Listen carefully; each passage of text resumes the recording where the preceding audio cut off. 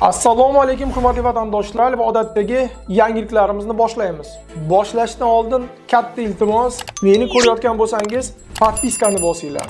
Podpiska bizning kanalimizga rivojlanishiga juda ham yordam beradi. Iltimos, shuni bosib qo'yinglar. Diqqat, tezkor xabar. Rossiya migrantlar uchun medosmotr qoidalarini kuchaytirmoqda. Videoni diqqat bilan oxirigacha ko'ring, bu haqda to'liq bilib olasiz. Davlat Dumasi migrantlar uchun tibbiy ko'rik qoidalarini o'zgartiruvchi qonun loyihasini qo'llab-quvvatladi. Bu haqda Sog'liqni saqlash qo'mitasi rahbari Sergey Leonov ma'lum qildi. Endi Rossiyaga 90 kundan ortiq vaqtga kelgan chet elliklar kirishdan keyin 30 kun ichida majburiy tibbiy ko'rikdan o'tishlari shart bo'ladi. Ilgari ularga buni amalga oshirish uchun 90 kun muddat berilgan edi. Tekshiruv natijalari haqidagi ma'lumotlar yagona sog'liqni saqlash tizimiga, shuningdek Ichki ishlar vazirligi va Rospodrebnadzorga yuboriladi. Agar muhojirda xavfli yuqumli kasalliklar aniqlansa, u Rossiyadan deportatsiya qilinishi mumkin. Tibbiy ma'lumotnomalarni soxtalashtirish jinoyat hisoblanadi va 8 yilgacha qamoq bilan jazolanadi. Shuningdek, 28-yanvarda Ichki ishlar vazirligi va ta'lim tizimi o'rtasida axborot almashishning yangi tartibi kuchga kirdi. Endi agentliklar maktab va kollejlarda o'qiyotgan chet el fuqarolarining farzandlari haqida muntazam ravishda ma'lumotlar almashib turadi. Manba Migrant.uz. Agar kanalimizda yangi bo'lsangiz, obuna bo'lishni unutmang. Videolarimizni like bilan baholaysiz degan umiddamiz. O'zingiz va yaqinlaringizni ehtiyot qiling. Endi migrantlarga zo'r bo'ladi. Toshkent-Sankt-Peterburg yo'nalishida avtobus qatnovi yo'lga qo'yiladi. Videoni diqqat bilan oxirigacha ko'ring, bu haqda to'liq bilib olasiz. 23 fevraldan mazkur yo'nalishda qatnovlar haftada 2 marotaba, dushanba va juma kunlari mahalliy vaqt bilan soat 17:00 da bajariladi. Chipta narxi 1.200.000 so'm. Sankt-Peterburg avtovokzaligacha bo'lgan yo'lda oraliq to'xtash Moskva shahri Novoyasinskaya avtovokzalida amalga oshiriladi.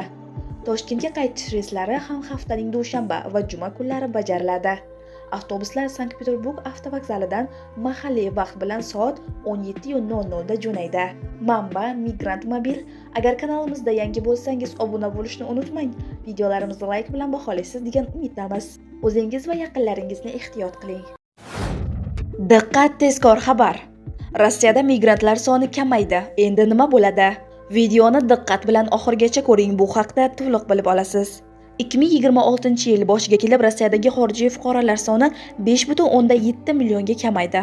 1 yil oldin bu ko'rsatkich taxminan 6.3 million edi.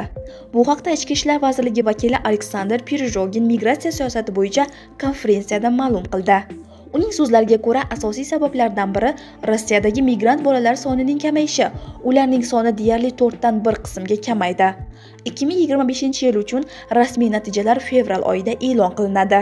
Ichki ishlar vazirligi shuningdek, agar ota-onalar farzandlarining Rossiyada qonuniy yashash joyini rasmiylashtirmasa yoki ularga majburiy maktab ta'limini bermasa, rasmiylar ularning maktablarda qolishiga qarshi qaror qilishlari mumkinligini eslatdi. 2026-yil 28-yanvardan boshlab Ichki ishlar vazirligi va ta'lim organlari xorijiy fuqarolarning farzandlari haqida ma'lumotlar almashadigan qonun kuchga kirdi. Ichki ishlar vazirligi bola migratsiya maqsadlarida ro'yxatdan o'tkazilganda yoki ro'yxatdan chiqarilganda xabar beradi. Maktablar va kollejlar o'quvchilarning arizalari, qabul, o'qishdan tezlashtirish va rus tili test natijalari haqidagi ma'lumotlarni Ichki ishlar vazirligiga yuboradi.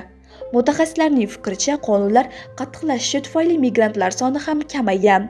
Yashash qoidalarini buzgan chet elliklar endi tezda nazorat ostidagi shaxslarning maxsus reyestriga qo'shilib, jiddiy cheklovlarga duch keladi. Masalan, bunday shaxslarga asosiy xarajatlar va jarimalarni qoplash uchun faqat 30 ming rublgacha bo'lgan bank hisoblaridan foydalanishga ruxsat beriladi. Shu sababli ko'pchilik Rossiyadan chiqib ketishga majbur bo'ladi va agar kirishni taqiqlash to'g'risida qaror qabul qilinsa, qaytishga ruxsat berilmaydi. Bundan tashqari, vizasiz kelganlarning qolish muddati qisqartiriladi. 2025-yil 1-yanvardan boshlab Rossiyada bir kalendar yilida 90 kundan ortiq bo'lishi taqiqlanadi. Ilgari bu muddat har 6 oylik davrda 90 kun edi. Manba Migrant.uz. Agar kanalimizda yangi bo'lsangiz, obuna bo'lishni unutmang. Videolarimizni like bilan baholaysiz degan umiddamiz.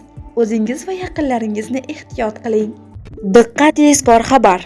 Rossiya arzonroq ishchi kuchini qidirmoqda. Videoni diqqat bilan oxirigacha ko'ring, bu haqda to'liq bilib olasiz. Rossiyada tobora ko'proq ish beruvchilar MDHdan kelgan an'anaviy migrant ishchi kuchidan voz kechib, Janubiy va Janubi-Sharqiy Osiyodan ishchilarni yollashni boshlamoqda. Bular qatoriga Hindiston, Bangladesh va Xitoy fuqarolari kiradi. Bu o'zgarishning asosiy sababi puldir. Mutaxassislarning ta'kidlashicha, O'zbekiston, Tojikiston va Qirg'izistondan kelgan migrantlar so'nggi yillarda yuqori maosh talab qila boshlagan.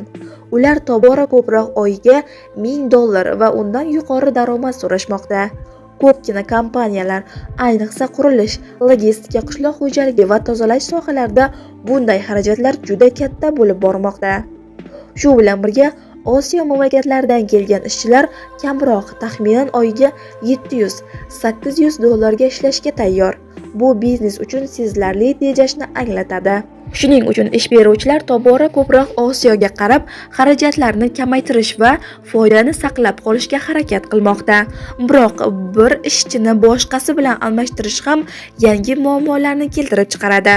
Osiyodan kelgan ko'plab ishchilar rus tilini kam biladi yoki umuman bilmaydi. Bu esa ish beruvchilarni tarjimonlar va o'qishga vaqt hamda pul sarflashga majbur qiladi.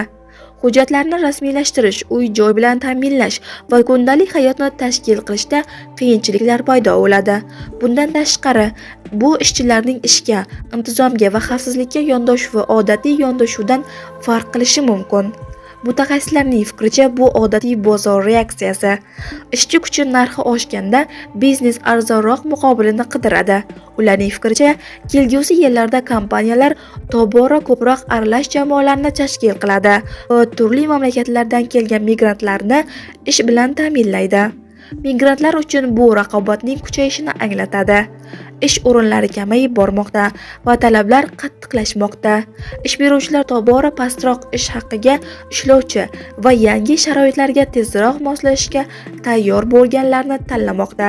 Manba: Migrant.uz. Agar kanalimizda yangi bo'lsangiz, obuna bo'lishni unutmang. Videolarimizni layk bilan baholaysiz degan umiddamiz. Diqqat, tezkor xabar. Fevral oyida, aniqrog'i 5-fevraldan boshlab noqonuniy migrantlarni deportatsiya qilish rejimi o'zgaradi. Videoni diqqat bilan oxirigacha ko'ring, bu haqda to'liq bilib olasiz. Fevral oyida Rossiyadagi migrantlar uchun nimalar o'zgaradi? Fevral oyida, aniqrog'i 5-fevraldan boshlab noqonuniy migrantlarni deportatsiya qilish rejimi o'zgaradi. Ularga deportatsiya va vidvoreniya bilan birga yangi chiqarib yuborish rejimi qo'llaniladi. Ular maxsus reyestrga kiritiladi va politsiyaga o'z joylashuvi haqida xabar berishlari shart bo'ladi. Ularga uy-joy yoki mashina sotib olish, kredit olish, turmush qurish yoki mamlakat ichida erkin harakatlanish taqiqlanadi. Shuningdek, kirish yoki chiqish qoidalarini buzganlik, shuningdek, nazorat ostidagi shaxslar reyestriga kiritilgan migrantga taqiqlangan xizmatlarni ko'rsatganlik uchun ma'muriy jazo choralari joriy etiladi.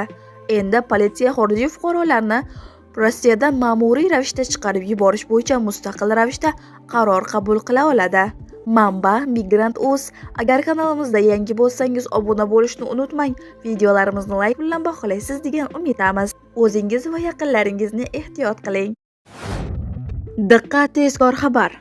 Rospodrebnadzor tomonidan chet el fuqarosiga kirishni taqiqlash. Videoni diqqat bilan oxirigacha ko'ring, bu haqda to'liq bilib olasiz. Rospodrebnadzor soliq muammolari tufayli boshqalarga xavf tug'diradigan chet elliklarga kirishni taqiqlaydi. Chet el fuqarosi hujjatni olish paytida tibbiy ko'rikdan o'tayotganda ba'zi xavfli kasalliklar mavjudligiga shubha bo'lishi mumkin. Bunday holda tibbiy tashkilot avtomatik ravishda Rospodrebnadzorga ma'lumot yuboradi. Ma'lumotni olgandan so'ng agentlik taqiq qo'yadi. Chet el fuqarosi mamlakatni tark etishi kerak deb xabar qilinadi. Sog'liqni saqlash vazirligi kirishga taqiqlashga zapretga sabab bo'ladigan xavfli kasalliklar ro'yxatini belgilaydi.